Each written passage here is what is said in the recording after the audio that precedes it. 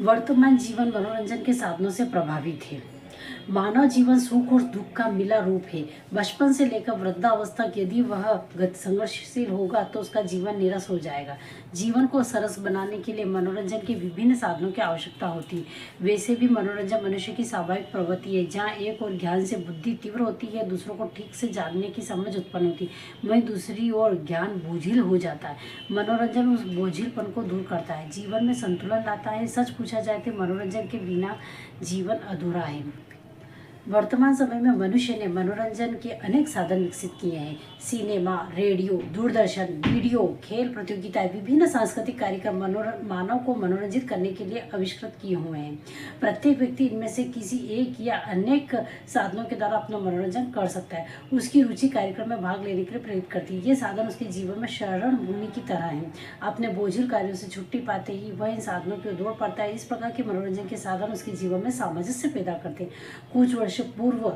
कुछ वर्ष पहले तक रेडियो मनोरंजन का ही महत्वपूर्ण साधन था। आज भी इसकी महत्ता कम नहीं हुई है। रेडियो पहले लोग बहुत सुनते थे। इसके साथ ही सिनेमा ने भी अपना वर्चस्व बनाए रखा है, अधिकार बनाए रखा है। इधर दूरदर्शन ने उन्हें थोड़ा पीछे छोड़ दिया। वस्तुतः मध्यम वर्ग में इसी का आकर्षण है। चलचित्र, सीरियल, संगीत, नृत्य, विभिन्न प्रकार की प्रतियोगिता ने इतना प्रभावित किया है कि परिवार के सभी सदस्य एक साथ मिलकर इन्हें देखते हैं। बच्चों से लेकर के बड़ों तक को पता होता है कि कौन सा कार्यक्रम कब और किस चैनल पर आता है। घर बैठे ही विश्व की सैर दूरदर्शन करा देता है। इधर उच्च और मध्यम वर्ग में वीडियो का प्रचलन बढ़ रहा है। वीडियो गेम बच्चों में इतने अधिक प्रचलित होते हैं कि वे हर समय उन्हें खेलते या देखते रहते हैं। मनोरंजन के साधनों में पर्यटन का भी अलग स्थान है। एक और ऊंची पर्वतमालाएं और दूसरी ओर समुद्र और इनके माध्यम से बड़े बड़े महानगर, ये सभी विदेशी पर्यटकों के लिए आकर्षण के केंद्र है। मनोरंजन के साथ साथ अपनी कौतूहल वृत्ति की संतुष्टि भी इन्हीं से ही होती है। मतलब एक मन में जो संतुष्ट भाव होना चाहिए वो होता है।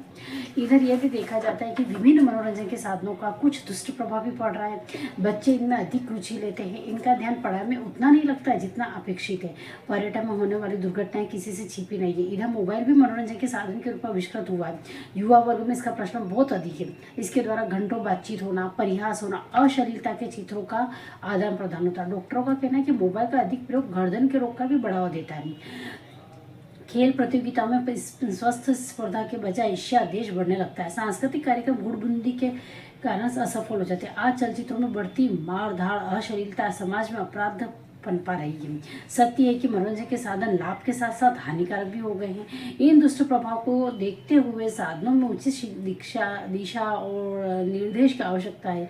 अच्छे चलचित्रों का निर्माण हो, पर्यटन में सावधानी अपनाई जानी चाहिए, सुरक्षा के समुचित प्रबंध होने चाहिए, मैनेजमेंट होना चाहिए, दूरदर्शन देखने का समय निर्धारित किया जाना चाहिए।